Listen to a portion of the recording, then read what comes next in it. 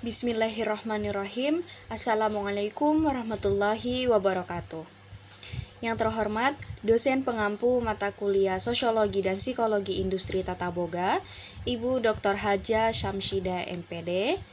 Yang saya hormati pula, dosen mitra mata kuliah Sosiologi dan Psikologi Industri Tata Boga, Ibu Dr. Anda Ratnawati Tawani MHum, serta teman-teman sekalian yang saya banggakan. Pertama-tama, marilah kita panjatkan puja dan puji syukur atas kehadirat Allah Subhanahu wa Ta'ala, karena rahmat dan hidayahnya lah sehingga saya dapat mempresentasikan laporan hasil observasi sosiologi dan psikologi pada industri tata boga. Tak lupa pula sholawat serta salam kita curahkan kepada Nabi Muhammad SAW yang telah membawa kita dari zaman kegelapan ke zaman terang benderang seperti sekarang ini. Sebelum saya masuk pada pembahasan laporan hasil observasi saya, izinkan saya memperkenalkan diri terlebih dahulu.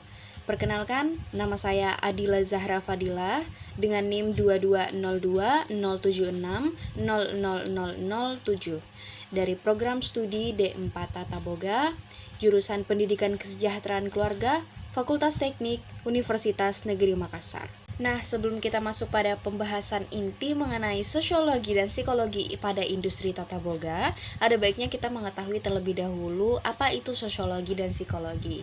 Jadi, sosiologi menurut salah satu ahli, yaitu Auguste Comte, adalah ilmu yang mempelajari interaksi manusia di dalam masyarakat, baik antara individu dengan individu, individu dengan kelompok, maupun kelompok dengan kelompok.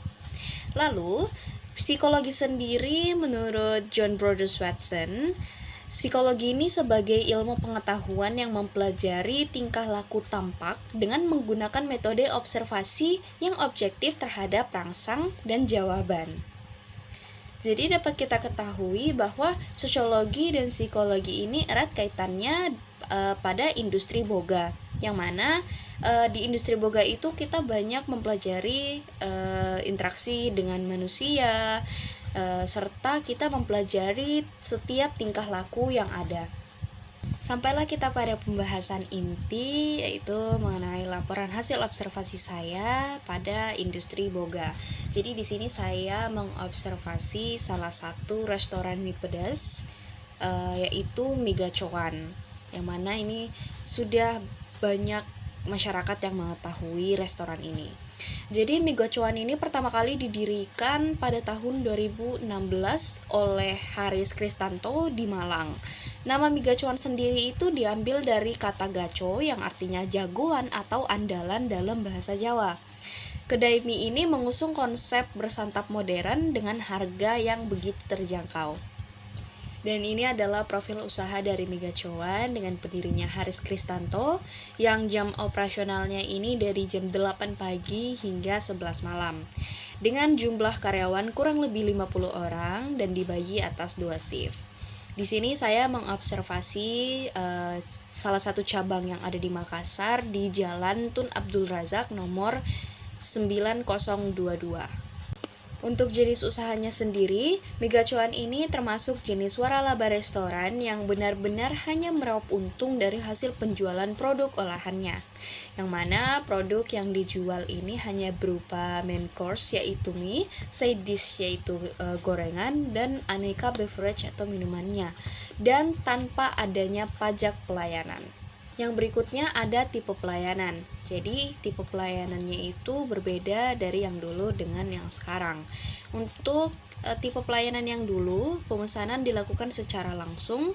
Pelanggan memilih menu dan membayar langsung di kasir. Setelah itu, makanan akan diantarkan ke meja atau pelanggan akan dipanggil untuk mengambil pesanannya sendiri di meja counter sesuai dengan nomor pemesanan yang ada di strop.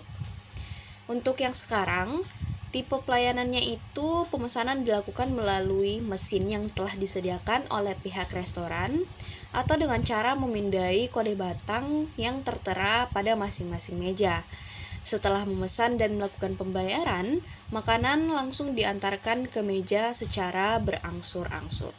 Baik, jadi yang berikutnya ada tahap pelayanan. Jadi untuk tahap pelayanan yang pertama yaitu waiting list, yang mana pada tahap pelayanan pertama ini pengunjung akan diarahkan untuk masuk ke dalam daftar tunggu untuk mengantri dengan tujuan mendapatkan nomor meja. Nah, pada tahap kedua yaitu mendapatkan nomor meja. Pada saat kita mendapatkan nomor meja, kru restoran itu akan mengarahkan kita ke tempat di mana kita akan duduk, kita akan makan dan memberikan arahan untuk memesan secara mandiri. Nah, pada tahap yang ketiga, memesan secara mandiri, kita akan memindai kode batang yang ada pada sudut meja. Setelah kita melakukan pemesanan secara mandiri, kita akan diarahkan untuk membayar di kasir. Setelah kita membayar di kasir, kita akan menunggu pesanan kita datang dan pesanan kita ini diantarkan secara berangsur. Dan itulah tahap pelayanan yang ada di Megacuan. Baik, untuk yang berikutnya ada sistem pemesanan dan sistem pembayaran. Jadi untuk sistem pemesanannya sendiri dapat dilakukan dengan dua cara. Untuk dine-in, kita dapat melakukan melalui handphone secara mandiri dengan memindai kode batang yang ada pada sudut meja. Dan untuk take away, kita dapat melakukan melalui mesin yang telah disediakan oleh pihak restoran. Untuk sistem pembayarannya sendiri dapat pula dilakukan dengan dua cara, yaitu dengan tunai dan non-tunai. Non-tunai sendiri dapat dilakukan dengan dompet atau uang elektronik, mobile banking, maupun kartu debit. Untuk yang berikutnya ada interaksi sosial. Interaksi sosial yang pertama ini antar individu dengan individu, yang mana sesama karyawan ini melakukan secara verbal, non-verbal, maupun struk atau nota. Untuk karyawan dengan konsumen, mereka melakukan secara langsung. Yang berikutnya ada antar individu dengan kelompok. Nah, antar individu dengan kelompok ini ada atasan dan karyawan, mereka melakukan secara langsung maupun secara tidak langsung melalui mikrofon, headset, dan protofon.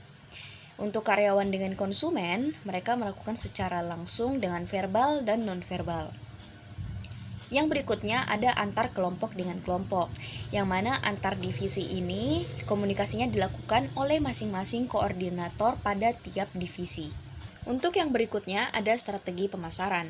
Jadi Megacuan ini melakukan 3 strategi pemasaran, yang mana yang pertama melalui sosial media pada aplikasi Instagram dan TikTok.